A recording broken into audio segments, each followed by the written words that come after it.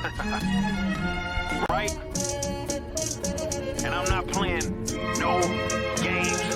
Yeah. Good morning, I am Pops, and welcome to another review. We're going to talk about She-Hulk episode 2, which dropped just come out of watching this. First impressions are it's not as bad as everybody expects. It's a lot more of just a jovial, generic comedy. It is also very short. It's a super short episode, maybe 20 something minutes, because it's like I'm after the opening credits. There's only 28 minutes left, and there's at least 5 minutes at the end of just all the scrolling of credits. So 23 minutes, maybe, super short. And I say comedy being very generous because it's not really that funny either. It's just sort of a superhero chick show, basically. So, and yes, Abomination. No, I'm sorry. Emil Blonsky shows up, not Abomination. Yeah, well, you don't get that yet. So there's that as well. What can I say? I took some mild heat privately, really more than publicly, which I thought was interesting.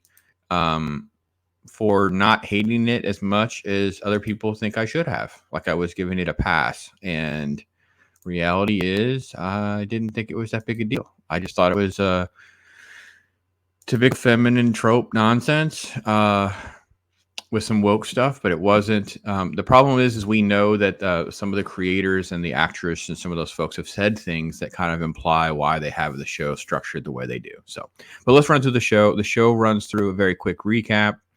And then you have this opening, which is basically these court renditions of what happened with Titania bursting in and attacking the jury, and then Jen having to transform into She-Hulk to, quote, save the day. And then it's basically become the news on regular news channels as well as on social media. And then they have this eyewitness person. Basically, this dude is basically the one calling her She-Hulk for the first time. So let's see if we can play that part real quick. Like a chick Hulk. A She-Hulk? Exactly. Yeah, there you go. So she's been named She-Hulk. So they're going to go to a bar, and reality is she does not want to be She-Hulk. She just wanted to be Jen.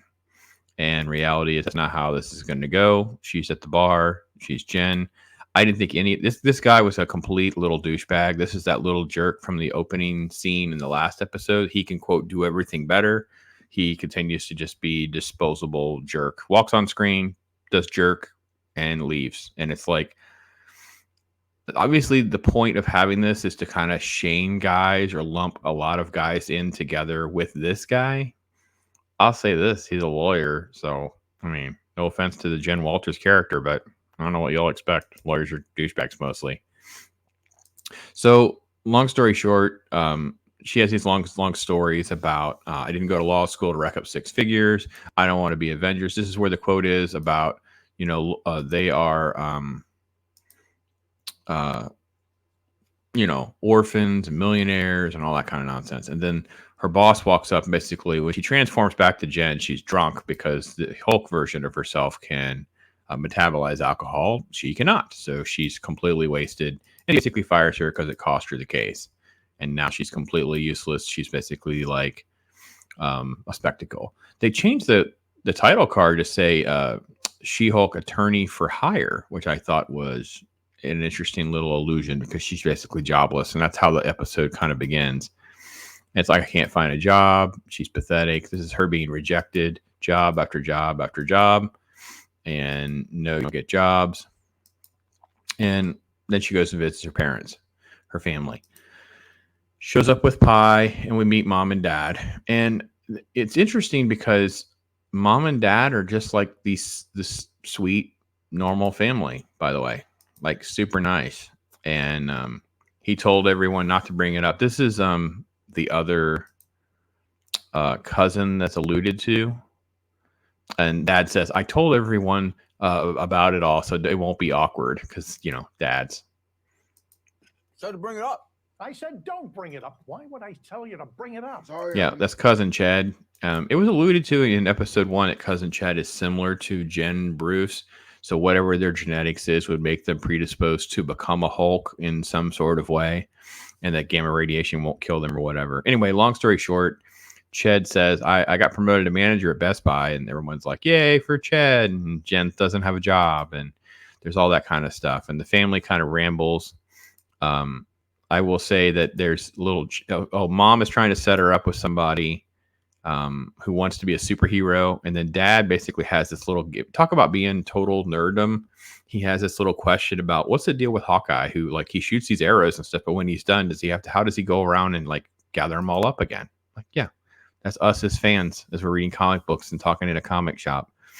So anyway, she's just blah, blah, blah. And then probably my favorite scene of the whole thing, and this is her dad, Morris. Really? No, I'm not okay, but I'm okay with not being okay. Uh-huh. I love this scene. This was like good dad lecture, good dad support, awkward, dressed a little ridiculous, but that's okay. Like we're having dinner at your own house, dude. I don't understand why he's all buttoned up like that, but it's okay. They're outside in their garage, so it could be cold. It doesn't really matter. We don't get good dads.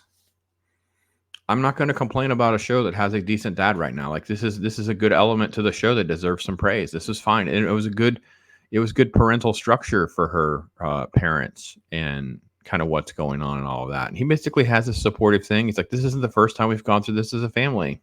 Obviously your cousin, not the first time we've gone through, stuff like this happening that, you didn't destroy a building. You just lost your job. It's okay. Life will go on. He's trying to be supportive. He's like a super nice dad. And she's just really having a hard time. She basically has these spiels where she talks about how she thought she could kind of keep it all bottled up. And basically everything that Bruce said was going to happen has happened, or at least started to. And that's kind of where she's frustrated. She's like, I didn't want it to be like this. So we cut back to a bar and she's there drinking a little bit, ready to lock it down. And then the lawyer comes in. And this is the lawyer that is, this was who she was going up against in episode 1. So this is the, I don't know, G something Q, K, and H. And who nobody cares. They keep repeating it, by the way, as though any of us care. I don't know why they just can't refer to the firm and they can't do different things like that. But they have to keep saying the name like we're supposed to get something out of it. So maybe there is like a freaking Easter egg in that or something. I don't know. Complete jerk. He's a complete horrible human, as we get to see. But they're lawyers, so offers her to the job. He's very ambiguous. Like, I'll take it. She doesn't even like find out about the job until she shows up.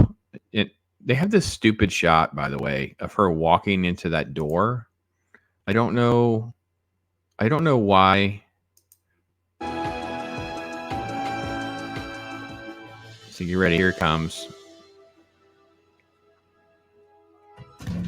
And she doesn't know. Yeah, it's like, I don't know.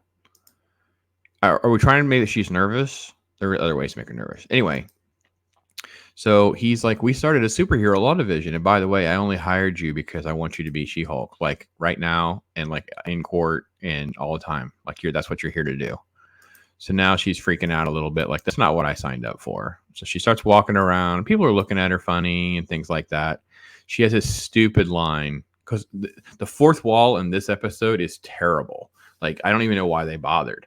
They need to figure out how she talks to us at home, the fans, right? Not these random thoughts that she has. It's just, no, that's not how you do it. She's basically doing a anti-man thing because they're all a bunch of white men. It's like, these dodos never had to deal with this on their first day at work. Like, you don't know anything about anybody, but it's that arrogant, narcissist female nonsense, and it kind of takes you out of the show for a minute. It fortunately doesn't derail anything, and it's just one fleeting line. It's not something that we have to harp on. But yeah, the haters will love that. And as you can see, I mean, I'm kind of torn. Like, she does look very wicked, but she doesn't look, the CGI is not as bad. And it's mostly because most of the CGI problems I had, especially in episode 1, was like the forearm and her legs and things like that. Like, it wasn't consistent. In the office scenes, is what it is. So there we go. So basically, the long story short is she has the job. She has a day to think about the job. She basically asked for only her assistant to stay with her, or paralegal. Who cares about the paralegal? And the paralegal's like going on and on And about. I mean, this is normal, but this is very fancy. I'm gonna have to buy an entirely new wardrobe just to come to work. Yeah, and Yeah, they wanted her to be only She-Hulk. So how is she? And the clothes thing, by the way, which is brought up here, isn't really brought up because she does transform back and forth a couple times, and we don't get the wardrobe part well explained. Anyway, so long story short, it's about talk about a job. Will you take the job? Your first job is Emil Blonsky. All this was in the trailer about, oh, he tried to kill my cousin. She has to go to the base.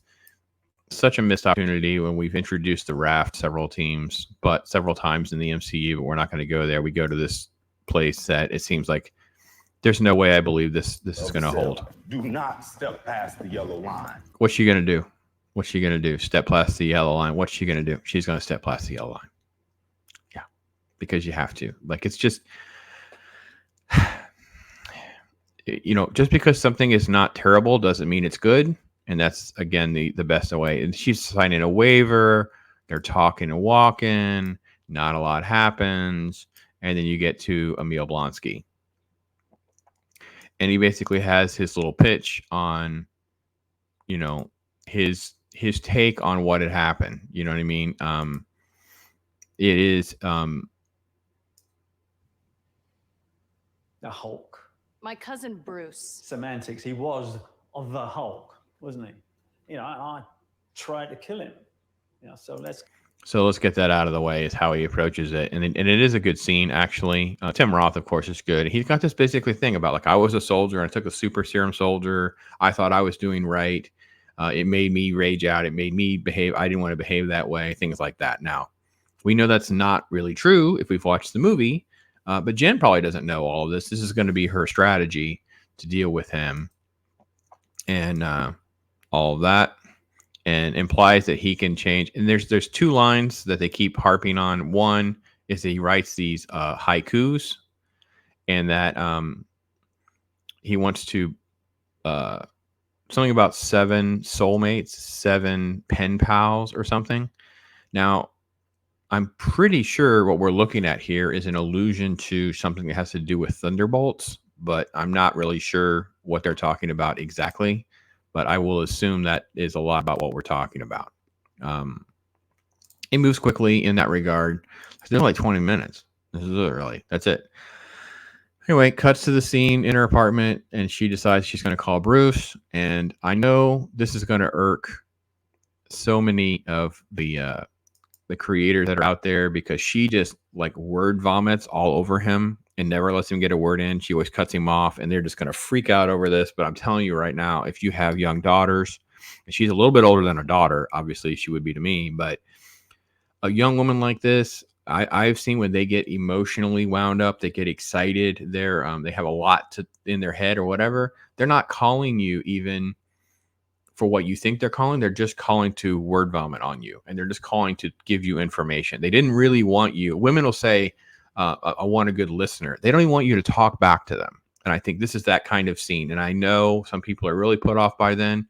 And machismo men don't really understand this as part of relationship struggles and things like that, because it's word vomit. It's a word vomit scene. And the Bruce Hulk, the smart Hulk, Professor Hulk nonsense is on the phone and taking the call.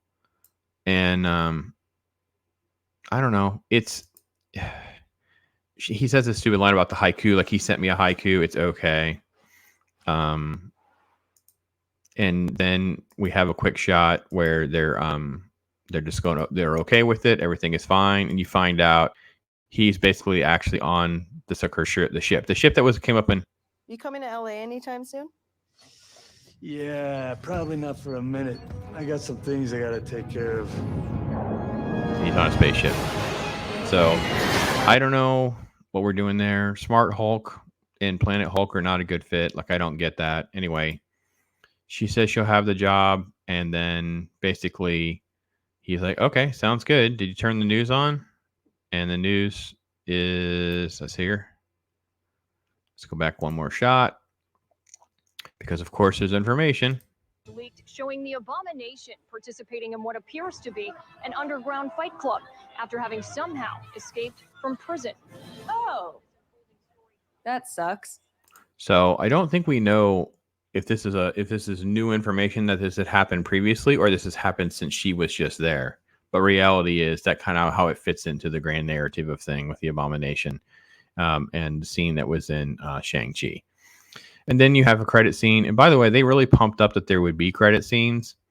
Yeah, like they said, there was at least 2 to 3 minutes of credit stuff to get to this point. And then so we cut to the credit scene, and it's her holding up the car. There's incompetent Ched trying to change a tire. He doesn't know what he's doing. Here, she's carrying in a whole bunch of jugs of water. Yeah, watch out for the lamp. Yeah, good. Come on up. Come on. There you go. But see, they try to make her like at least effeminate. I mean, she's got curves and stuff. It's not nearly as extreme as the comic book, but it's not terrible. I am not opposed to the efforts that they made. The show, what's frustrating about the show is that this show is coming now. That this is not a show that came along earlier, and we could have gotten decent Marvel stuff sooner, because that has not been the way things have rolled. So anyway, that's my take on it. I know the after credits, my little out cut is going to be a little weird, but that's what I'm going to play. But I'm Pop. Tell me what you think. I know people really disagree with me last time. I think the show is very vanilla fine. It's just okay. This is not some great show. It's not, it's just like not a lot happens. It's a lot of talking. There's no action at all in this. So people are going to be mad about that. So anyway, that's my take. Tell me what you think.